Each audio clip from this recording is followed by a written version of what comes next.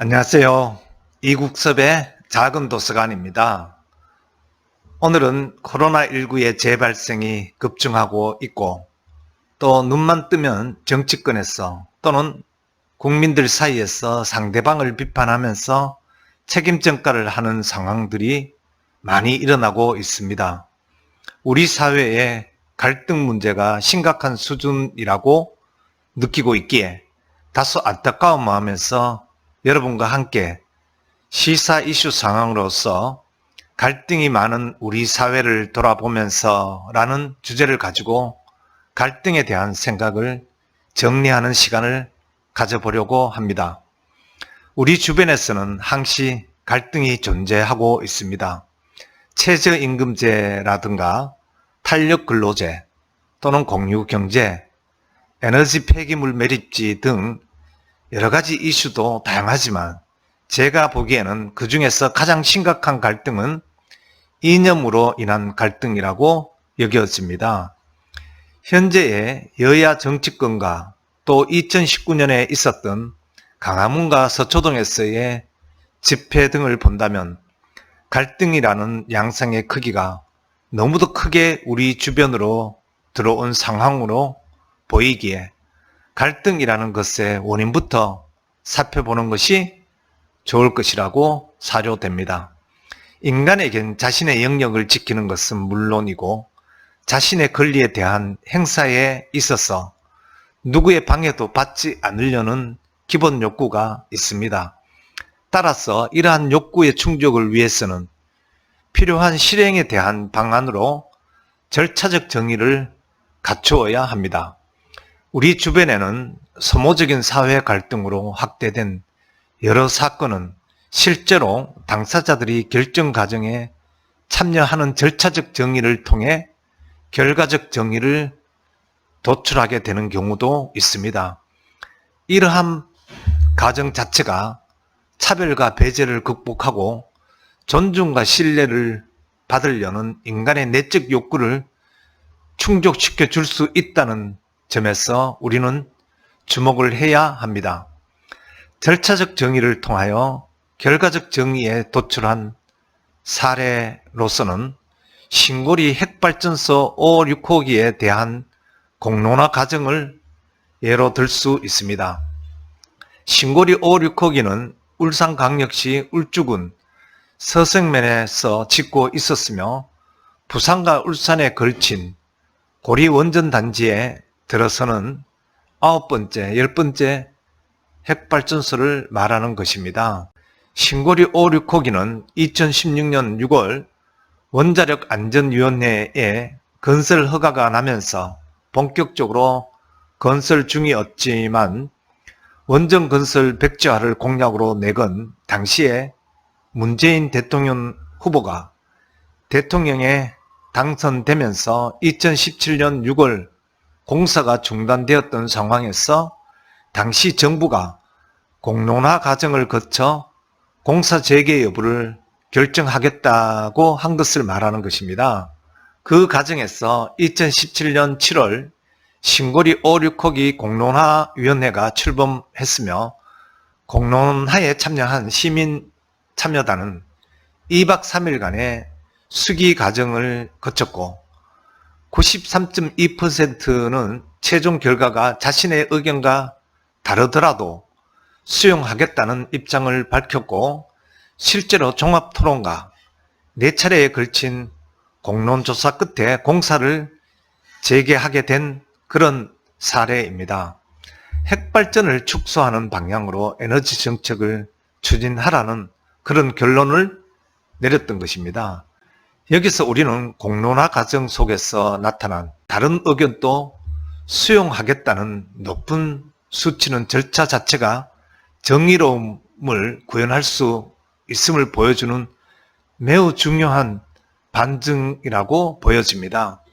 즉, 소모적인 사회 갈등으로 확대된 여러 사건은 실제로 당사자들이 결정 과정에 참여하게 되면 절차적 정의를 통해서 결과적 정의를 도출하게 될 가능성이 높다는 것입니다. 그리고 이러한 참여자들의 다양한 토론 과정 자체가 차별과 배제를 극복하고 존중과 신뢰를 받으려는 인간의 내적 욕구를 충족시켜 주기에 가능한 일일 것입니다.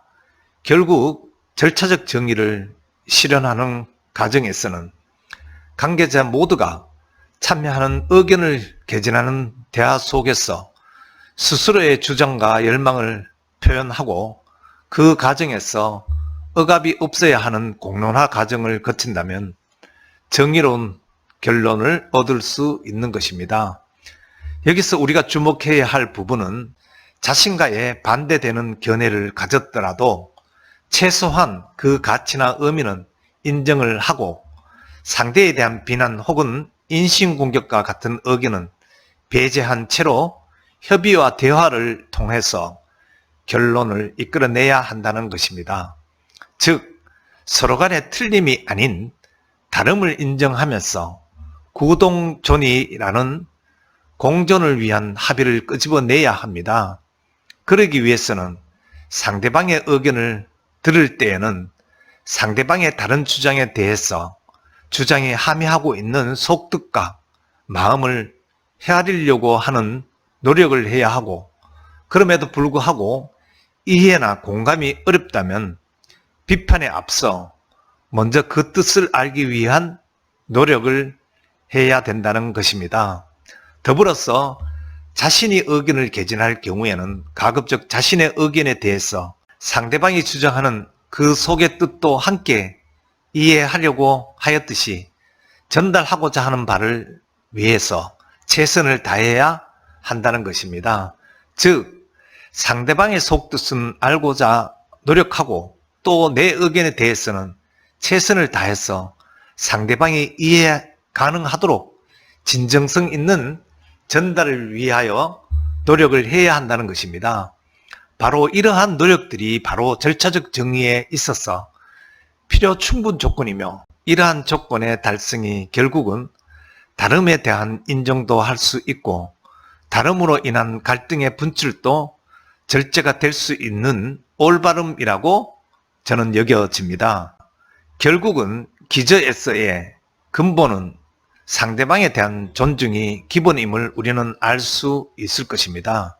따라서 갈등이 존재하는 경우에 양측에게 잘못을 물을 것이 아니라 양측이 대립할 수밖에 없는 시스템이 있는 것은 아닌지 살펴보아야 합니다.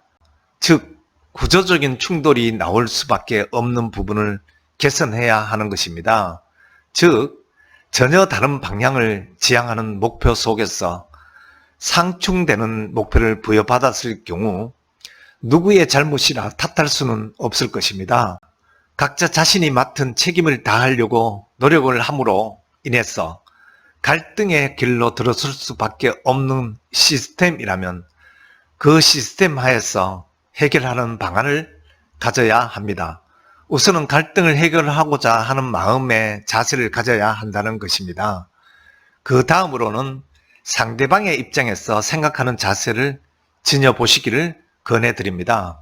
그리고 서로 상대방의 근본적인 관심과 욕구를 파악하는 노력을 통해서 서로의 관심과 욕구의 공통점을 발견해 보십시오. 더불어서 서로의 관심과 욕구에서의 차이를 함께 발견토록 해야 합니다. 그렇게 된다면 아마도 서로의 욕구를 조율할 수 있는 해결 방안이 나올 것입니다. 양보와 배려, 그리고 상대방의 존중이 있다는 전제 하에서 시작하면 가능한 일일 것입니다.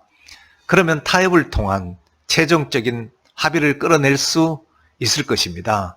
그 이후에는 합의에 따른 실천을 위한 방안들을 구체적으로 확립하면 되고, 이는 주기적인 평가와 반성, 그리고 수정을 통하는 선순화 과정으로 올라타면 올바른 결론으로의 도달이 가능하게 됩니다.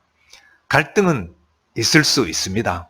따라서 인정할 수 있는 여유를 지니고 그 시스템이 있음에 대해서는 품을 수 있는 배포도 지녀야 합니다. 다만 갈등에 대한 해결을 위한 대전제적인 상대방에 대한 존중과 배려를 잊지 마시길 바랍니다. 저 역시 이를 실천하기 위해서 노력을 계속할 것입니다. 여러분께서도 함께 하기를 기원해 봅니다. 이상으로 오늘의 영상을 마치고 다음 영상에서 또 찾아뵙도록 하겠습니다. 고맙습니다.